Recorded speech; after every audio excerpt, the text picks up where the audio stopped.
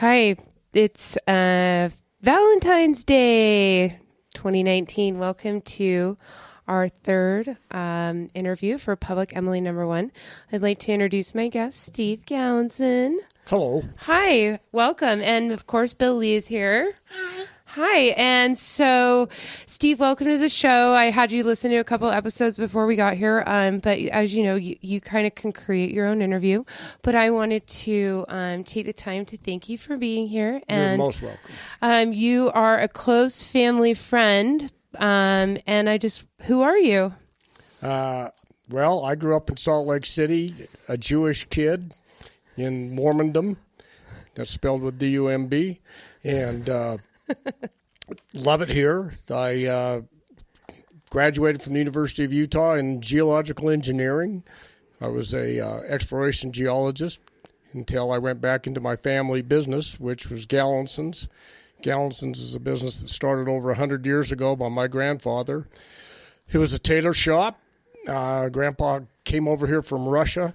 We're not exactly sure how he got to Utah, but there was an uncle here, and Grandpa was a tailor. We hope he had a boat. Wait, is a tailor shop one who stitches up stuff, you mean? Yeah, if you ever saw Fiddler on the Roof, that's my family story. It's from the same area, and Grandpa didn't have a sewing machine like the tailor and Fiddler on the Roof. But when he got to the United States, he worked in the sweatshops in New Jersey where he met my grandmother. And I had an uncle in Salt Lake City who was Willie Paver. Willie Paver was a cobbler. And Grandpa came out here and they set up Gallenson and Paver on the same street that Tampico's on. I can't remember what it was on. Wait, what is Tampico was a road? No, Tampico Restaurant. It's over by the Eccles. What is it? It's anyway. Wait, is that the Lamb's restaurant? No. We're getting off track here. Okay. On Regent Street. Oh, Regent Street. Okay. So they set up a shop there and did tailoring, and they did cobbling or whatever. Yeah. And my dad used to tell me when he was a kid, his job was to deliver shoes and deliver suits and things like that. When the Depression hit, people started not picking up some of their clothing. And in those days, in the late 1920s and early, if you were not wealthy, you had one set of clothes. And a gentleman wore a suit. You wore a suit everywhere. That was your set of clothes. And people weren't picking them up, and my grandfather found out he could sell those used suits. And I'm not exactly sure how the pawn shop business evolved, but it came from this buy and selling of used clothes. My grandfather used to go to New York in the garment districts and buy clothes and bring them back to Salt Lake. And eventually, somewhere in the legend, we're not sure, but Paver disappeared and it became Gallenson's. And Gallenson's tailor, and it became a pawn shop through the 1930s, Gallenson's Grand Jewelry and Loan, which is still the official name of the store. Say it again. What is the name one more time? Gallenson's Grand Jewelry and Loan. Grant or Grand? Grand. Oh, interesting. And back when I was a kid, they still answered the phone, the Grand, or Grand Jewelry, and Gallenson's name kind of took over. So was that in New York still, or is that here? No, this is Salt Lake City. This is in. So this is on right downtown. Because I'm seeing from your cap. You might even show the camera there. Seeing from your cap, you seem to be a fan of New York. I like New York. Yeah, all right. So it's the location of Gallenson's is on 2nd and 4th. Well, Gallenson's had a couple of iterations. It started on Regent Street, and then in 1948 they got the location at 220 South State Street. The building there was owned by D. Anderson of D. Hamburger fame, and he was the landlord until we were moved out by the rehabilitation of Block 57. We also owned a store around the corner on 2nd South called Reliable Loan, and so we had two pawn shops going. The pawn shop business, especially after World War II, evolved into the firearms business. The kind of the deal was a pawn shop will always take in guns, jewelry, guitars. That's why when I'm wandering around this studio, I look at these amplifiers and guitars. I know what I'm looking at. I dealt with this stuff my whole life, and I like this stuff. Uh-huh. And my father was interested in shooting and reloading and precision firearms and things like that. He was a bacteriologist. He worked as a bacteriologist during World War II. He came back from the war and worked in the state health department. And my grandpa Gallenson had 3 other sons who were involved in the business. And my dad saw an opportunity in 1948 to go back to the business because he made $4,800 that year. It was big. Really? And it was good money. And so he got out of the state. Split between the 3 brothers. So do you think that was times 3, or that was the whole amount for that year? No, that's what my dad made. Whoa! And he was the oldest brother, and eventually became the boss. It's a lot of iterations there, but Dad eventually ended up buying his brothers out. One brother was killed in a plane crash looking for uranium in 1954. What was his name? Charles Chick. Chick Gallenson, okay. Yeah, that was a big thing in the 50s. Get to find uranium. The government was paying a lot for that. Was it really? So did they send out notification that they needed that, and then folks went out and got it? They wanted the stuff called yellow cake. Well, yellow cake's the process. Yellow cake's actually the ore that you get the uranium from. It's not. It's not? No. Oh, yellow that's cake. Right. You're the expert. That's yellow right. Cake is yellow cake is what's produced in a refinery. You're getting it out of uranophane, uraninite. Oh, okay. Whoa. God, well, you know, that is a common misconception about that, though. Yeah. What is yellow cake, you guys? Yellow cake is go ahead. Yeah. When you process uranium, the final product is yellow cake, and then that is used for various different things and make control rods, nuclear reactors, and make your watch glow and all these things. But even in that, we diverged a little bit. But when Uncle Chick crashed, he was up in the Uinta Basin. He did 50 missions in a B-17. He was a waist gunner over flying out of southern Italy. And then when he came back here, he went on a uranium hunt and augured in up by Vernal, Utah, and died. Now the waist gunner, what kind of gunner is he in?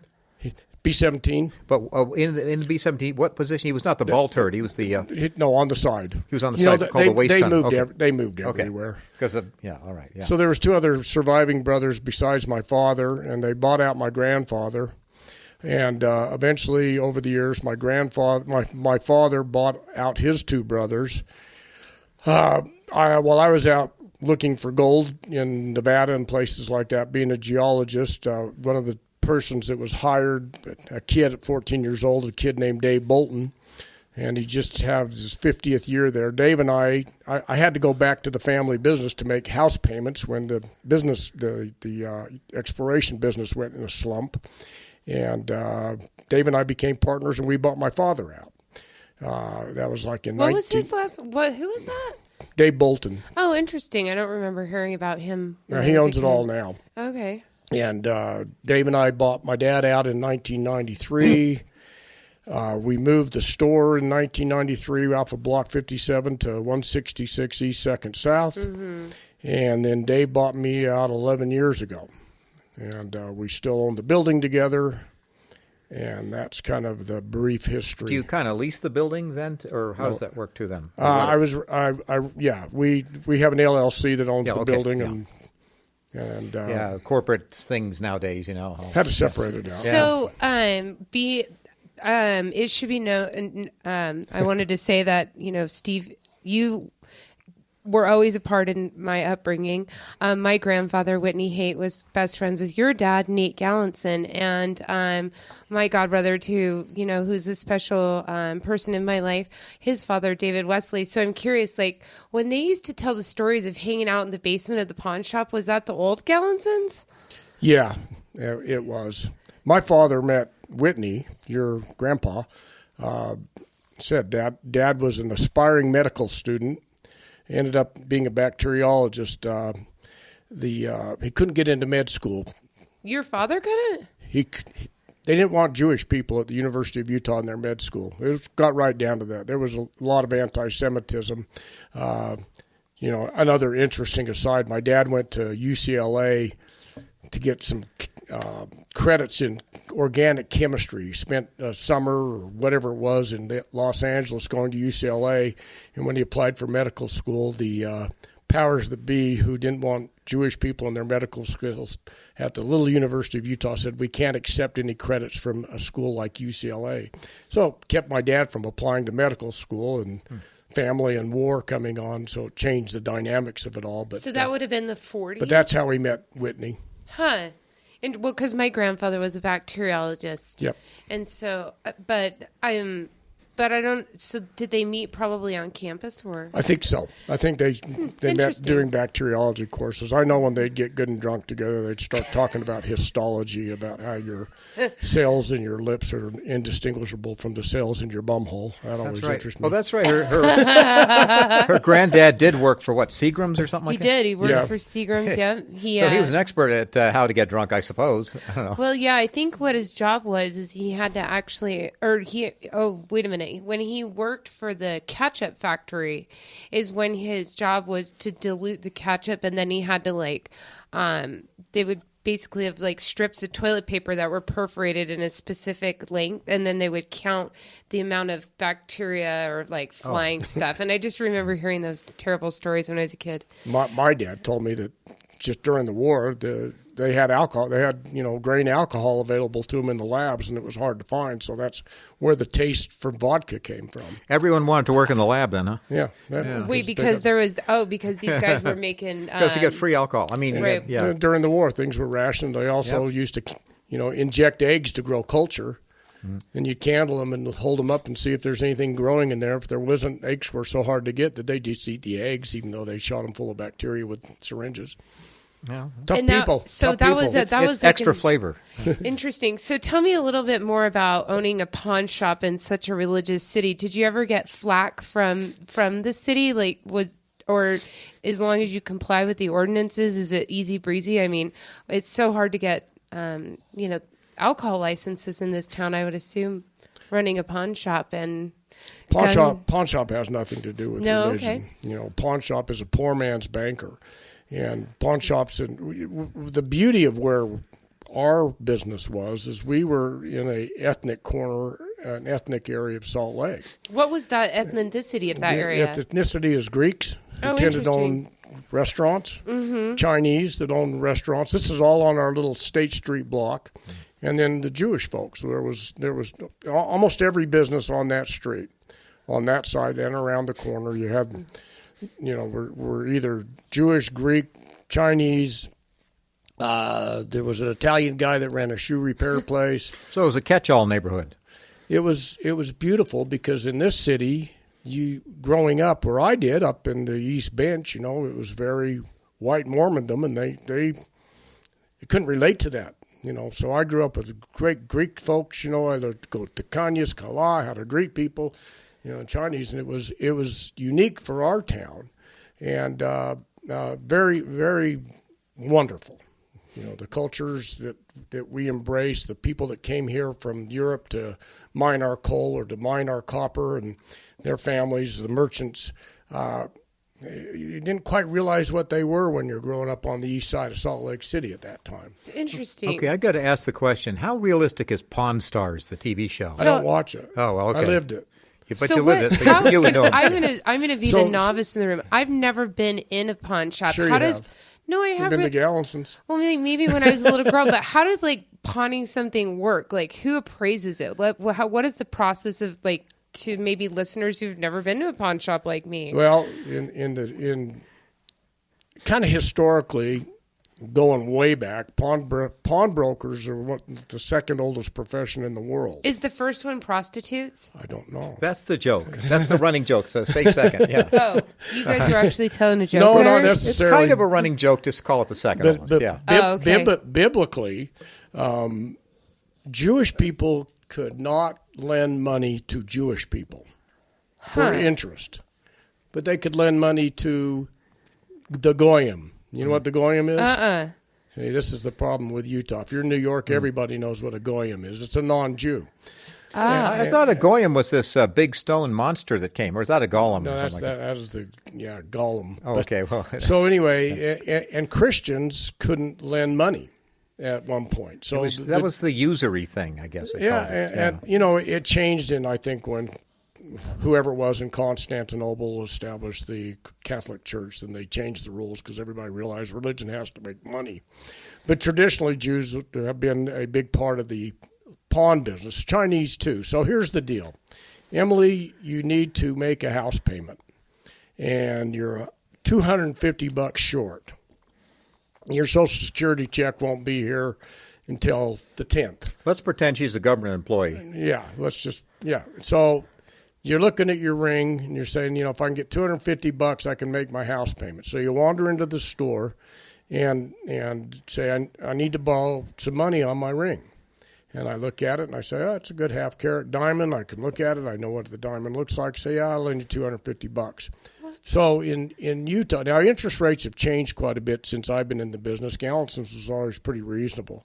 But I would say, okay, in Utah, it is a buy-sell agreement. It is not actually a loan. I will buy your ring from you for $250 with the agreement that on the first of the month, you will come back and you can buy it back from me for $275. Or you can give me $25 and renew the contract and keep it in there another month. For the same exchange value when they come back the second time at $275? I make $25 a month interest. Oh. Add it up, it's 120% a year. 10%. So you could end up with like a giant warehouse of things that are never collected? Well, that you don't want them to end up in your possession. You want the people to pay interest. A good loan, they pay the interest on it forever. That's a good loan. My uncle worked for a pawn shop in New Jersey in 1948. It was a window. They had a window and a big warehouse behind it, and they had over $1 million out in loans in 1948. So you do the math, they're making $100,000 a month interest. Mm-hmm. And Uncle Leo used to say, the stuff, if it wasn't any good, like an old radio or something come out of Hawk, we just threw it away. Mm-hmm. So what does that statement mean, coming out of Hawk? Means that you didn't come in and give me my $25 interest. You didn't show up. So you own it now. Yeah. How long does it take for you to own it totally? The contract says, you got to be there within 10 days.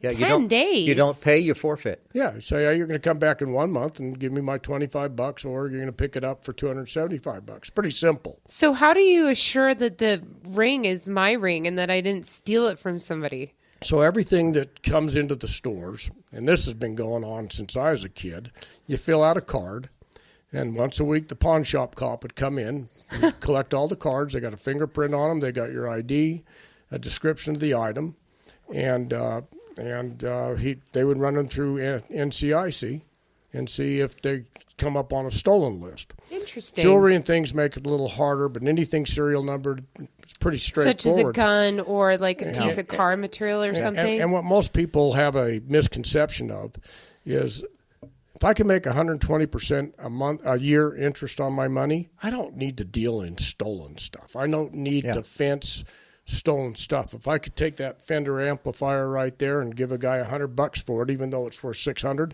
he didn't want the $100. He wants to pick it up, so he's not going to borrow $600 on it. Okay. Because he knows he won't be able to pick it up. So this is kind of like game theory in math, and start looking at it. Well, so it's not that complicated. How often would it end up being stolen? Of course, you're giving them the money already. You give them physical green dollars? Oh, sure. So do you have like a safe that you had did you just have a bunch of money in there? Like, I don't understand that. Or do you have to go to the bank? Like, do you have a certificate? How? Who? The person pawning in their stuff. So how did... I give them cash. Oh, just right there. Okay, interesting. Yeah. And there's a receipt involved, obviously. Well, paperwork involved. They fill out a ticket. Yeah. There's a pawn ticket. It's got a number on it. I put your ring in an envelope. It says 14385. I look up the ticket. That's Emily's ring. Mm-hmm. You come in. I want my ring back. Here's my $275. Here's your ring. So pretty simple. Can you pawn anything in the world practically, like tangible stuff? Well, it depends on the store, but yeah. Tools were always good. Musical instruments are good. Jewelry. What kind of percent did you get on things that ended up stolen, though? Very little. Oh, good. Okay. Very little. And let's say things that were stolen happen. I think I don't even know anymore. I'm so far removed from the business. But with the opioid problem in the world, everybody gets stolen from by their kids. Yeah. It's created a real problem because let's say that now Emily has decided she's got an opium problem and she's out of money. She's got to go get a fix. So she steals the statue from the little bronze statue that her mother bought from Italy, and she pawns it for $50. And then she gets her fix and kind of forgets about it. Well, Mom says, "Where's my statue?" So, Emily must have stole it. Oh, now it's down at Hawk. Now it's in Hawk. She It's in finds the Hawk. pawn ticket in Emily's drawer. She calls up the pawn shop to say, my daughter pawned this. She stole it from me. I want it back. The pawn shop says, that's fine, but in order for you to get it back, and it makes sense, you have to file a police report, which means I got to report my daughter. I got to report my daughter to the police. It got to be a police case. And then the police gives you a piece of paper. You walk in the store, says, "Here, it's mine," and the pawnbroker goes, "Here it is." So, a lot of times the broker would be out the money then, theoretically. Is that right? The broker is out the money because you have to give this. You have to give the stolen property back Sure. after the police report's been settled. But of course, the mom could also go in and just pay for it and say, and not bother with this. Not really. But yeah, because I mean, in theory, she could just say, "Oh, it wasn't stolen. No, I'll pay for it for my daughter." she has to have the pawn ticket. I mean, And it has to be endorsed. So in other words, the original person who brought it in has to endorse it. Yep. With a sort of a shaky hand because of the opioid thing. Yeah, and exactly. Yeah. And so that's one thing that's come into the business. Probably you see more stolen merchandise because they're stolen by children from their parents, or things like that. But again, with this perception of the fence, the pawnbroker being a fence for stolen merchandise over the years, certainly it happens because you can bury it in there. But it's so lucrative to run legitimately at 120%. Now they're doing like 15 to 20% interest a month. So now you're talking 240% interest on your money. I thought it was bad when I took a nickel out of my mom's purse when I was a kid. I'm going to get some candy. It was bad. But yeah. Especially if you spend it all. That's 5 pieces of candy. I can't hawk a Baby Ruth, though. Yeah. So that's kind of the nature of the game. And then, it's a poor man's banker. A big, big, big part of our pawn clientele over the years were people who were living on Social Security, couldn't make their rent, come in. I used to get the same thing from the same person for 30 years in a row. What does that mean? What is the same thing that you got? Emily's bringing her ring in to make her house payment. She'll get her Social Security check. She'll come pick it up, and she doesn't miss her rent. That instead, so that's their regular customers. You knew their families. You knew everybody. Yeah, and we had stuff that would stay in, and we had people bring stuff in that was worth $200 and pay thousands of dollars interest on it. Yes. Thousands. Really? You loved them. There's some stuff that was in there for 15 years. Yeah. They would pay, one guy who was a major figure in the Students for a Democratic Society back in those days. I won't mention his name, but he would pawn for $50 his wallet with his lucky $100 bill in it. And he would pay interest for years and years. It was a pretty nice little wallet, but it had his lucky $100 bill, and he'd pay thousands. That was an actual $100 bill, then, right? Yeah, $100 bill in there. It was his lucky money, but he'd pay thousands of dollars interest on it. Yeah, nobody said. I would call that unlucky money, but all right. But that's kind of how the business works. So, by the way, what percentage of the business was actually selling things that were forfeited? Oh yeah, how can you buy things at a pawn shop? Well, of course. Oh. A lot of the things we did too in our business was buy, sell, trade. Have sign right, buy, sell, trade. So, in the firearms game, I'm an expert. I'm slipping a little bit because I don't know what they make anymore. But as far as antique firearms, historical firearms, I'm a maven. You know what a maven is? You know what a maven is? Yes, I think so. What is a maven? A maven's an expert. Yeah. You got to know the maven. Mm-hmm. That's the old thing. I got a nice watch. Find the maven. He'll tell me what it's about. So anyway, I always thought that was Jay Leno's wife, but close. It might have been that. That's Mavis. Yeah. So when things would fall out of pawn, or you just walk in and say, a boyfriend of mine gave me this ring and I never want to see it again because he was such a jerk. Buy it from me. So I buy it and I put it up for sale, but I got to hold it 30 days so it can clear the hot sheets. That's the inventory for the pawn cop or something? Make sure it's not stolen, yeah. Interesting. And sometimes things that come in that were stolen, let's say I get a rifle that's stolen, they can match up the serial numbers, and they put a police hold on it. And sometimes that stuff would sit for years while they're trying to do the case. You got to have trials and all these things that this was a part of. And so I got my $200 sitting there for 10 years, not making any money on it. But the PR is good. You really benefited from having a good relationship with the police department. It behooved you.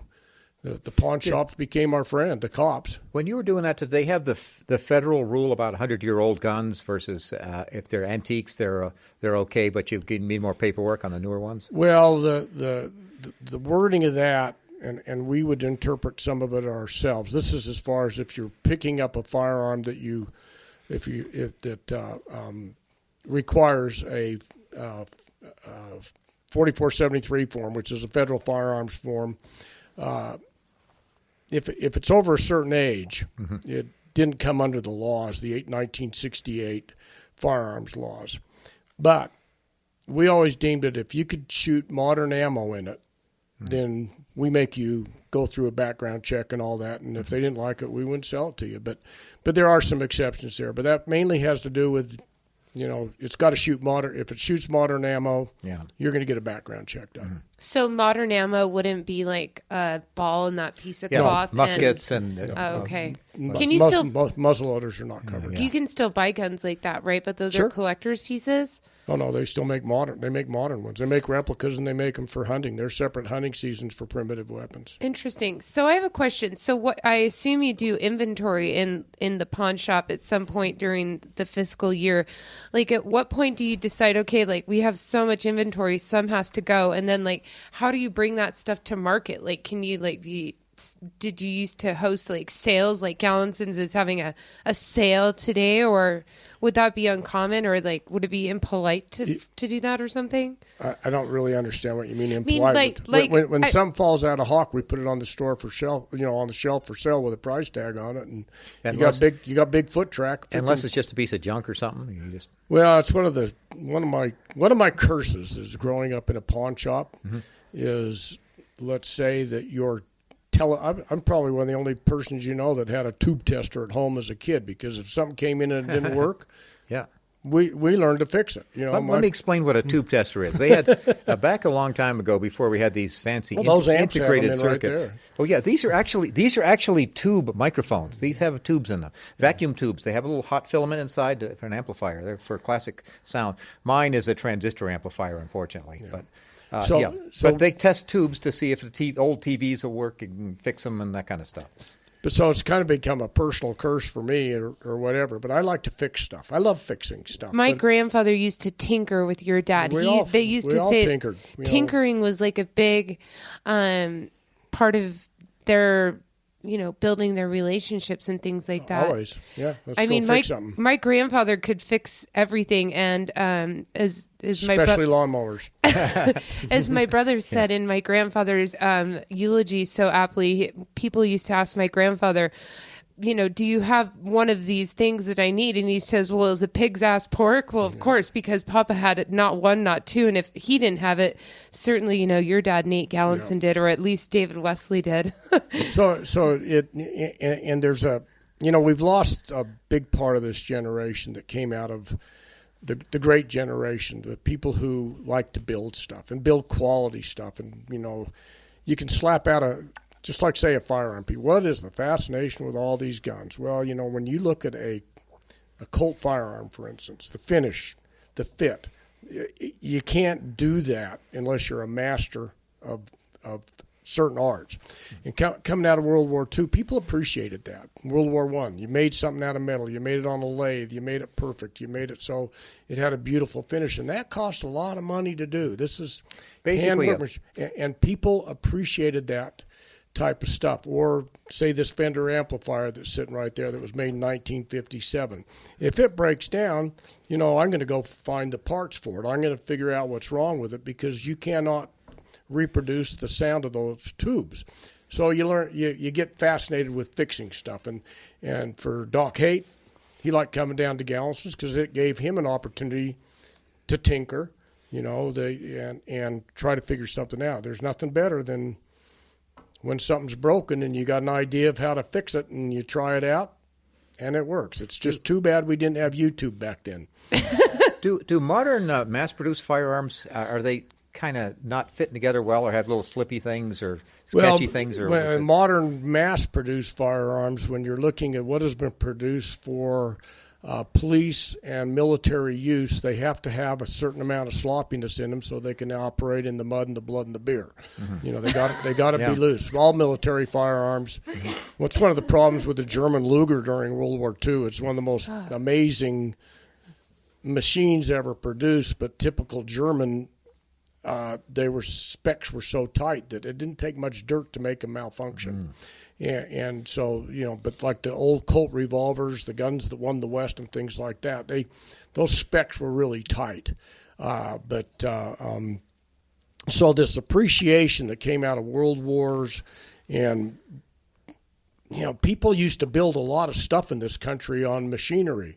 And lathes and mills and make it fit. And there was generations of people who would look at that and understand what it took to do it. Mm-hmm. So you had this great appreciation for fine workmanship.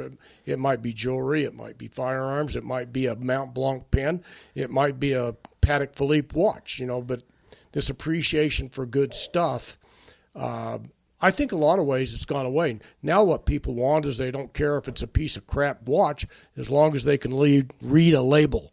Oh, I got a Guess watch. Well, who cares? So, I mean, I really never wanted to go in this direction in my show, but I do have a political question here for the three of us. So when our president says things like "Make America Great Again," could he possibly be referring to actual craftsmanship? Like, did he have like a point in his childhood where he had these handcrafted American goods? Because, I mean, I grew up in a home, obviously, as my grandfather said, my first car was going to be an American car. It was an Oldsmobile Delta 88 1982.